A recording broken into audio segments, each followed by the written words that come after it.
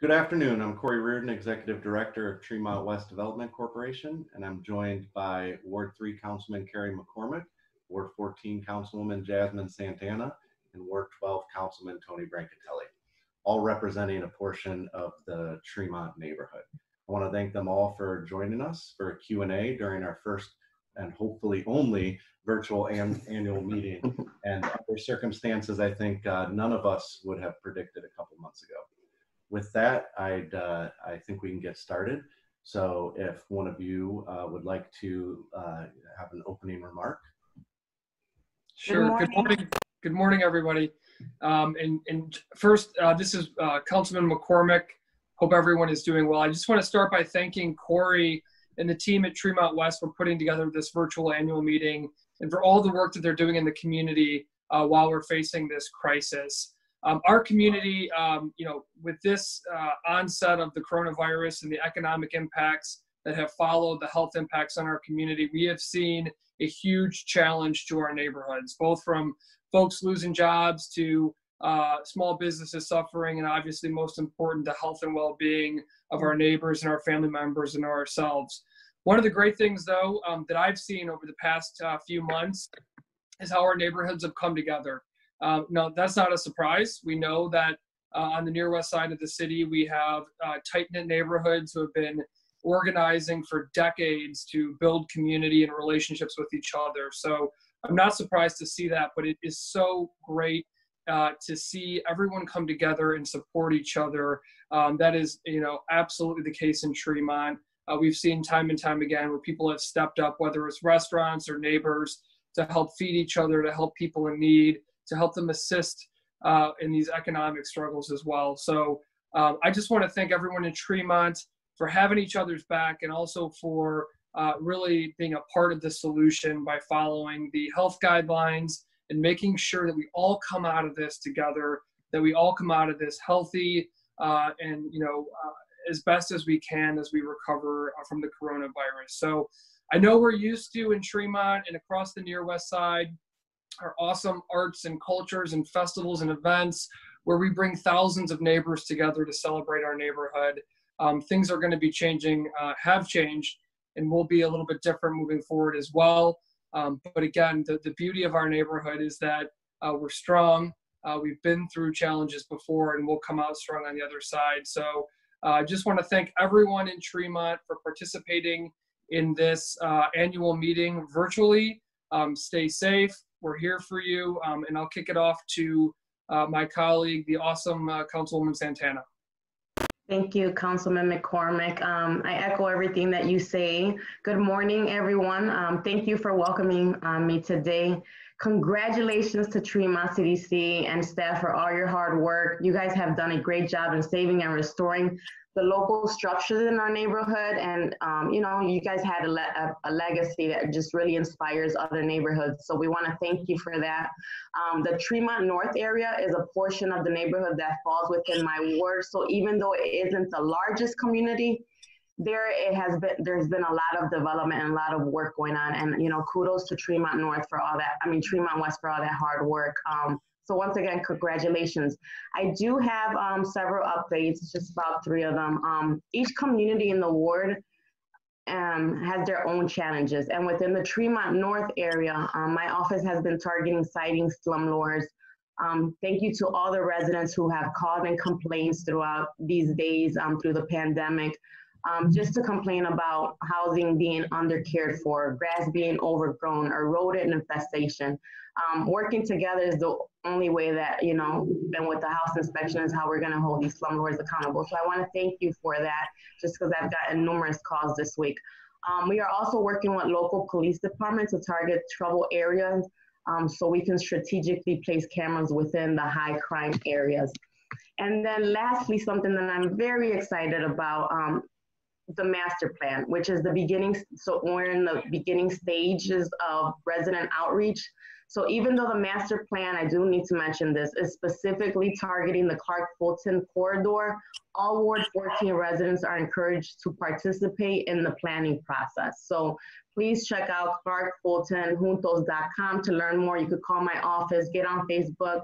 Please like my page, J.Santana, Ward 14. I think through this pandemic, the challenge has been trying to get the word out. So, we've been trying to do text messages and robocalls and Facebook Live. So please like my page. I try to put as much information out there as I possibly can. So once again, congratulations, Tremont. Good morning. And it's nice to see my colleagues, even though we can't see each other in person.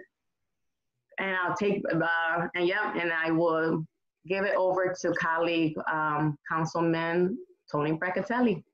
Thank you, Jasmine, and certainly thank you for Tremont West for hosting this little video today. It's interesting because, I make some references as Carrie talks about my dad jokes. I feel like this is a Brady Bunch. We're all in our little square, but I realized none of you were around when Brady Bunch was on the air. So I was.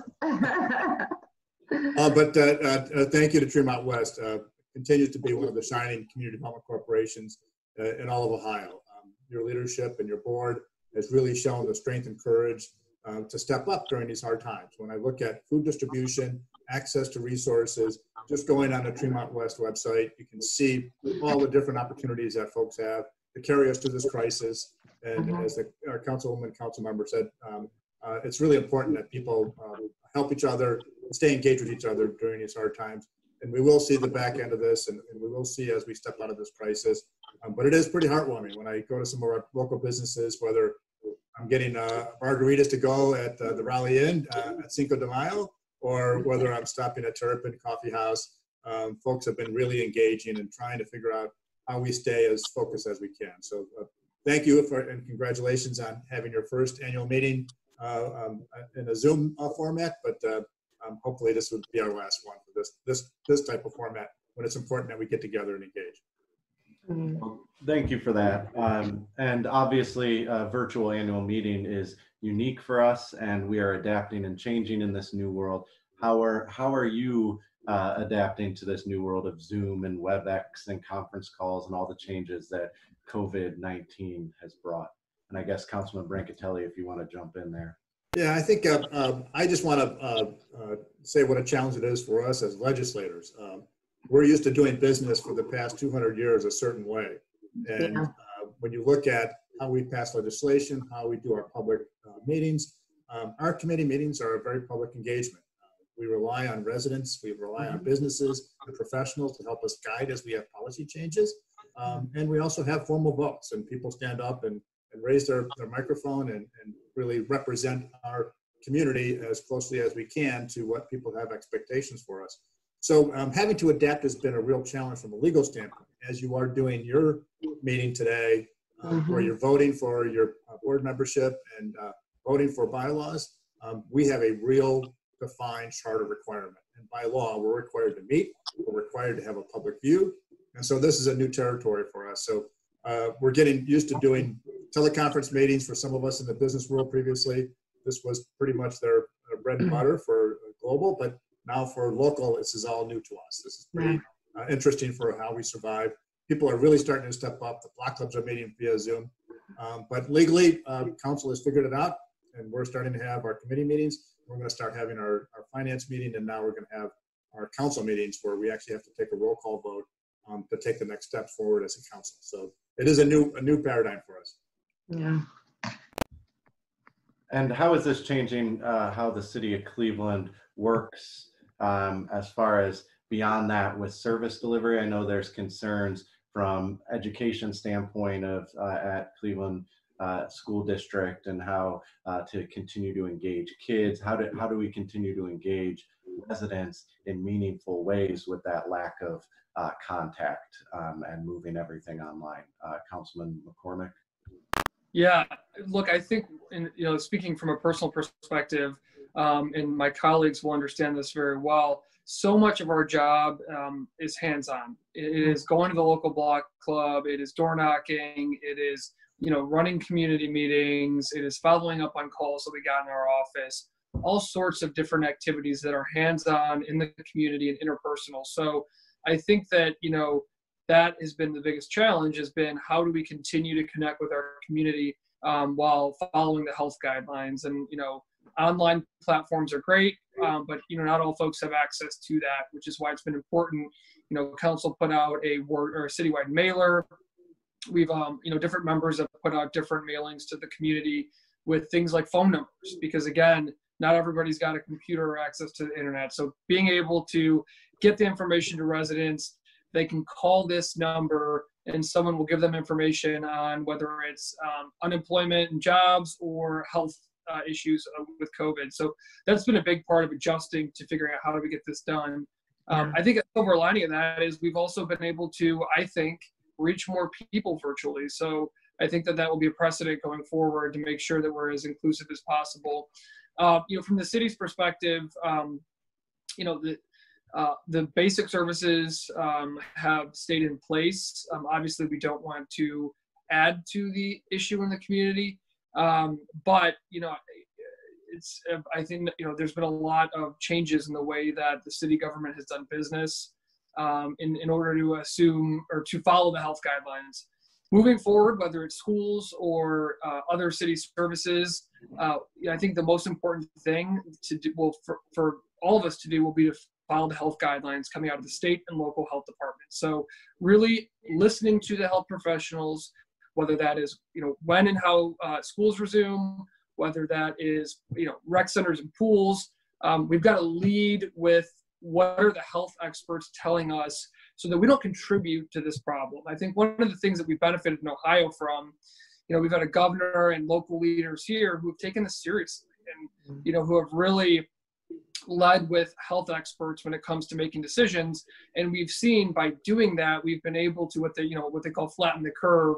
So essentially spread out the cases so that we don't overwhelm our hospital systems and have that spread go forward. So we've been relatively successful at it so far. We need to continue leading with scientists and experts on how we make decisions. And so moving forward, all city services, will have been, and I hope will continue to be based on what the best thing for the health of our community is. One last thing I'll just say is that, we've seen pictures of, people on patios the last couple of days. And what I really want to stress with folks is, you may think, I'm a young person or I'm healthy or I don't have any pre-existing conditions.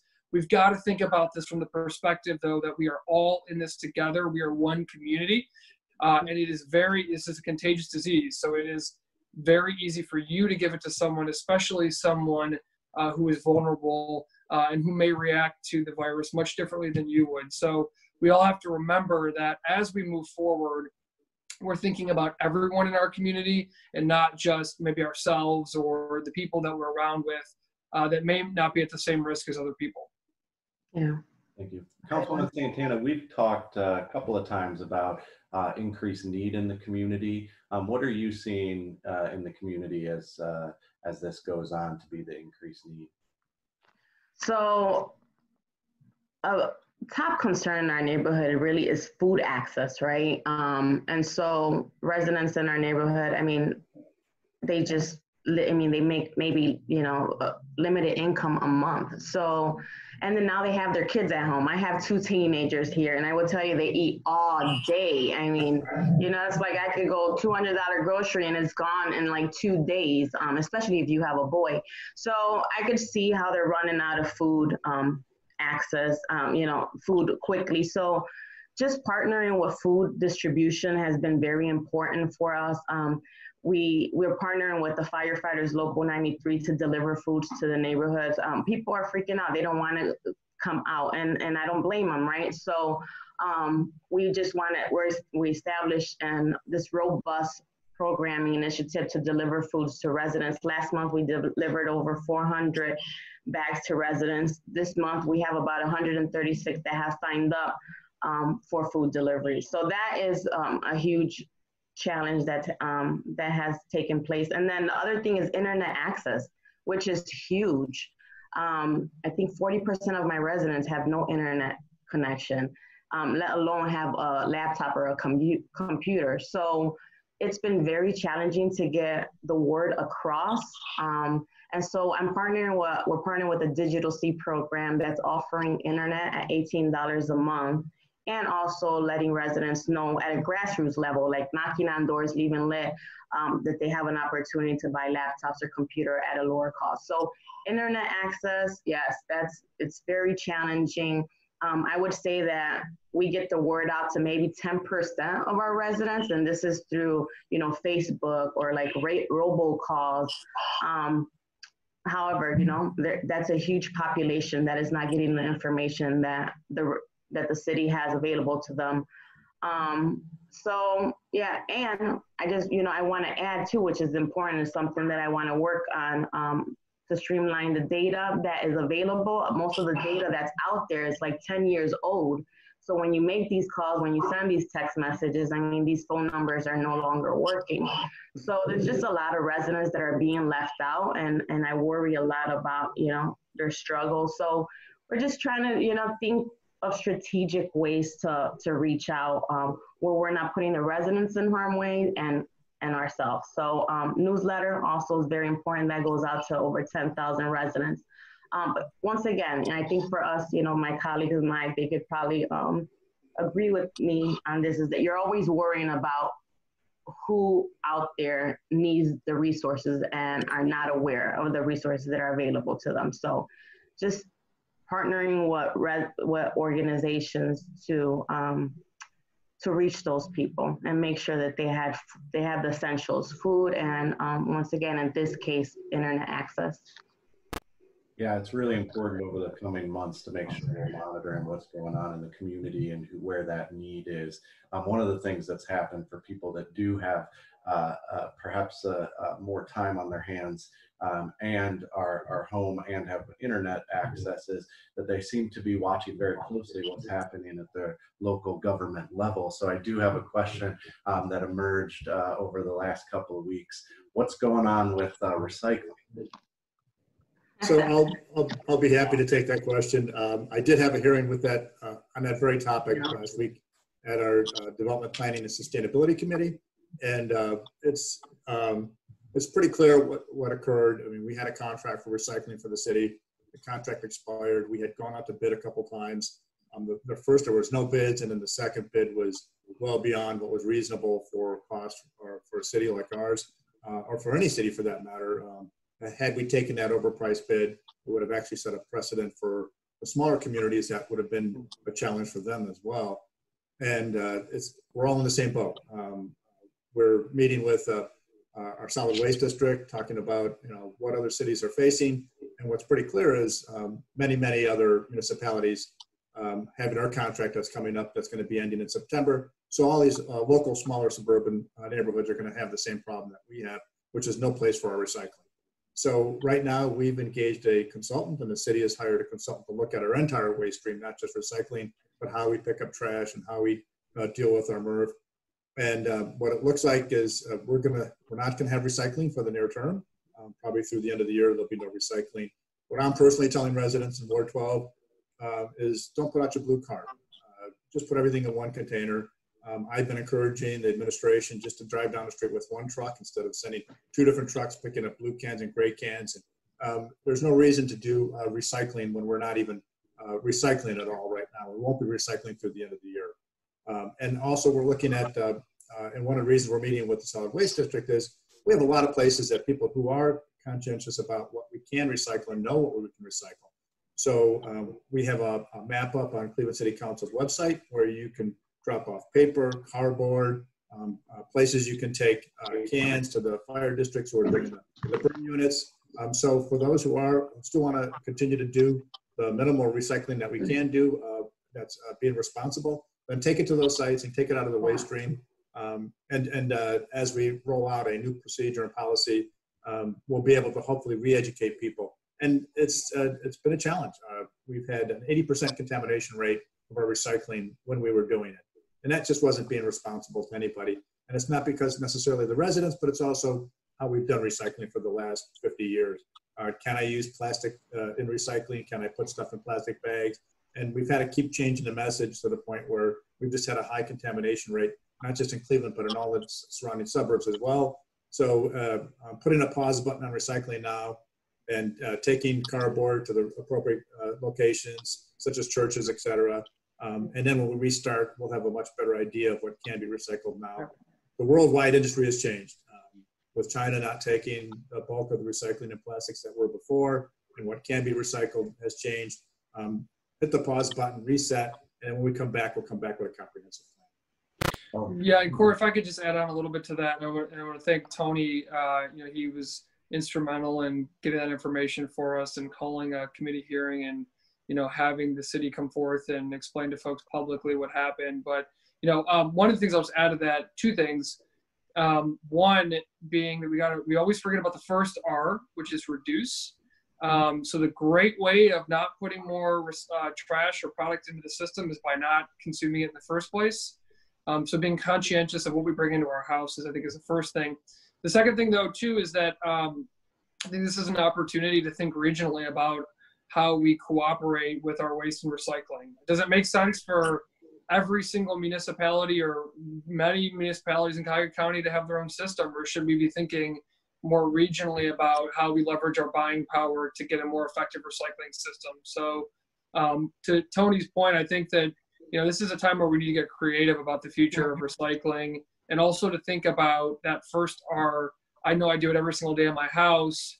How can we limit the products we bring in, therefore reducing what we put out? And I did see that Councilman McCormick on his Twitter feed did post about his compost. Yes. It's a great practice. So much of our waste system is food waste, and it's really bad for the system. So it's actually really easy and actually pretty affordable to create your own compost in your backyard. I would highly recommend it. And you get really great, rich dirt and nutrient-filled dirt for your garden. It's a great practice. Yeah, I started a garden. I'm so excited. All right. Yay. Well, with that, I'd just turn it back over to you for any message that you want to end with to the Tremont community. So I could just, I'll go next really quick, and stay connected, engaged. This is what I encourage the residents. There's tons of ways to receive updates. On our Facebook, we have a link that allows you to enter email addresses so you can receive monthly newsletters. You can call my office. You can enter my colleague's office to get a printed newsletter if you're not receiving one. Even though you may not see us working like we normally do, right? Going to all these 10 events in one day. Please know that we are advocating for the city and coming up with strategies to address the challenges that the residents are facing. I would like to thank all the grassroots leaders who help the neighbors just because it's the right thing to do at this time. Thank you to all the professionals who have committed their careers to neighborhood development. Their knowledge on resources and ability to connect people is what makes this community great. So as far, and my final shout out, which is very important just because I'm in the middle of it, is the master plan. Is it's going to be a huge effort in the ward, and there's so many dedicated individuals that are part of this master plan. And remember, this is like the borderline of Councilman McCormick and Councilman Brackatelli. So we encourage just, all residents from these different neighborhoods to come out and just give your input and give your, and just share your feedback. We really want to create a master plan that is transformational. So thank you for that. Thank you, Corey, for organizing this virtual call. And just please keep an eye out for any ways to engage in the neighborhood. Right? Thank you. Yeah, I'd like to echo Councilman Santana's. It seems like council members are busier than ever. And even though we don't have those myriad of block club meetings, all of a sudden I'm still working late at night and dealing with our public service requests. So City Hall is still open. That's the message I want to pass along. Is though you can't get into City Hall, but virtually we have our employees coming in. We're processing contracts. I want to give a shout out to Community Development and Director Maness, who's doing a great job of keeping our CDCs engaged and using some of the resources that are coming in from our federal side during the CARES Act and providing additional resources. And Economic Development Director Ebersol, who's helping provide that bridge for small businesses that need thousands of dollars to keep paying some of their overhead and keep some of their employees engaged while we're getting through this crisis. As well as Building and Housing Department, our public service. We're still out patching streets. We're still out paving streets. So City Hall is still open and City Hall is still working hard.